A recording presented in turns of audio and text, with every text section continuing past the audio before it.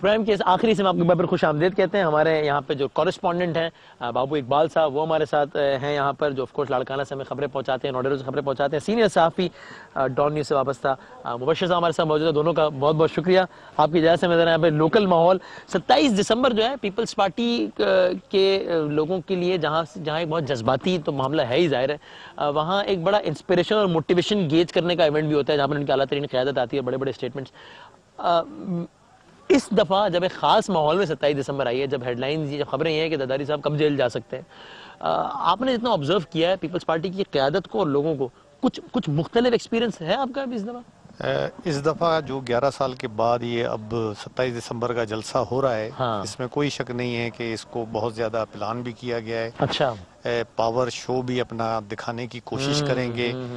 लोगों के सवालात भी मीडिया को देख देख के आम वर्करों के बहुत ज़्यादा जो है वो पैदा हो रहे हैं, जो उन्हें अभी तक डायरेक्ट जवाब नहीं कोई दे रहा। अच्छा, ना कोई क़यादत की तरफ से ना उस तरफ से। जिस तरह मीडिया को वो ऑब्जर्व करते हैं तो उनके जहन में वही सवाल होते हैं। कल की तकरीर में कोई जवाब मिलने का इम्कान है? कल की तकरीर का अंदाज़ा, मेरा अपना अंदाज़ा ये है कि बिलावल साहब भी और आसिफ साहब भी बड़ी एग्रेसिव किस्म की तकरीर करेंगे, और जो माहौल चल रहा है उस पर वो बिलावल साहब से ज़्यादा मुझे है कि आसिफ साहब जो है वो बहुत तनकीदी हिसाब हाँ करके और गुफ्तगू करेंगे, जो वो पहले कह चुके हैं गिरफ्तारी के हवाले से, मुख्तलिफ हवालों से। लेकिन आज मैं सीईसी की ब्रीफिंग में भी उसके बाद यहाँ मौजूद था, तो उसमें ब्रीफिंग में कोई उन्होंने ऐसी कोई खातिर खा बात नहीं की, लेकिन मेरी अपनी ऑब्जर्वेशन तकरीर जरा होगी। हाँ, अपनी मैं यहाँ पे ना 27 दिसंबर के बाद तकरीबन हर साल आता हूँ, बीच में कुछ ऐसे गैप आया, तो एक तो 27 दिसंबर के बाद जो पहली बरसी हुई वो बड़ा इवेंट था, बीबी की शादी के बाद। अच्छा, उसके बाद एक और बड़ा इवेंट तब था जब जरदारी साहब का वो मेमो गेट पे फटा पड़ गया था, फिर वो बाहर चले गए थे, यहाँ पे आर्टिकल आना शुरू हो गए थे कि जनाब अब तो एम्बुलेंस में वापस जाएंगे और ये वो। उसके बाद जरदारी साहब की पहली पब्लिक अपीयरेंस 27 दिसंबर को यहाँ थी, वो एक बड़ा इवेंट था। उसके बाद मुझे लगता है कल वाला जो इवेंट है वो बड़ा इवेंट है, चूंकि अभी खास माहौल में हो रहा है। कितना पीपल्स पार्टी आपके ख्याल में जो है वो एक अवामी तहरीक चलाने का ऐलान कुछ कर सकती है, जो कि मुझे ही नहीं लगता, क्या कर सकती है? क्या ऑप्शंस क्या है पीपल्स पार्टी के पास? मेरे ख्याल में तो अभी जो हमारी भी बात हुई अंदर, बिलावल साहब से बड़ा अच्छा इंटरेक्शन हुआ, तो उनका यही कहना था कि हम कानूनी रास्ता इख्तियार करेंगे।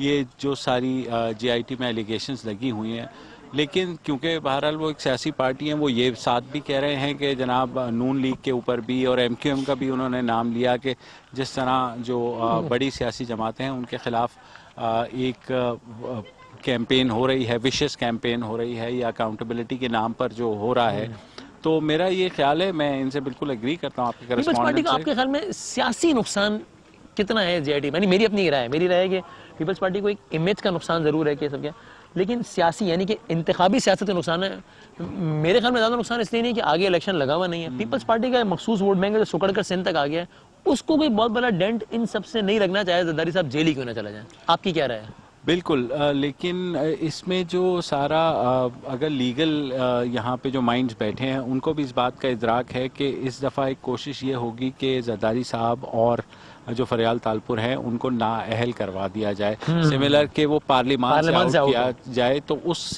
सूरत में बिलावल खासे एग्रेसिव होकर के सामने आएंगे। तो इस सारी सूरत हाल में यही लग रहा है, जैसे आपने भी कहा या मेरे भाई ने भी कहा, कि मेमो गेट के बाद ये पहली 27 दिसंबर है कि सबकी नजरें लगी होंगी कि जनाब कौन क्या कहेगा।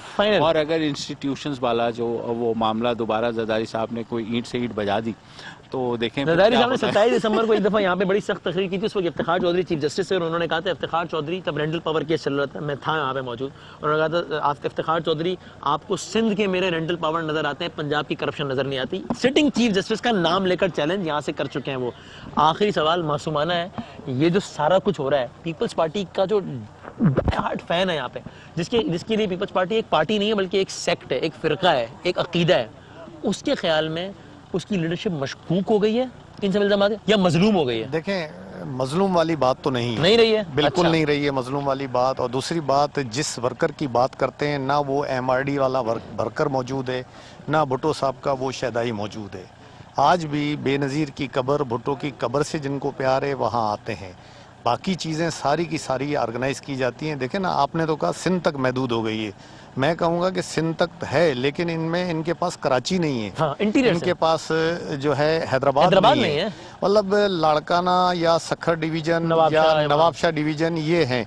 बाकी सीटें भी इनकी अगर हैं तो ये सिंध लेवल पे हैं। पीपल्स पार्टी के लिए मामला खराब है, बहुत ज़्यादा ख़राब हैं और बहुत ज़्यादा उसके लिए तकलीफ दे पोजीशन आ रही है और एक खौफजदा सूरत हाल जो है वो सामने नजर आ रही है। कल के प्रोग्राम में आप देखिएगा, हम जरा यहाँ पे आम पीपल्स पार्टी का जो जाला है उससे पूछेंगे वो किस तरह देख रहे हैं इस सारी सूरत हाल को।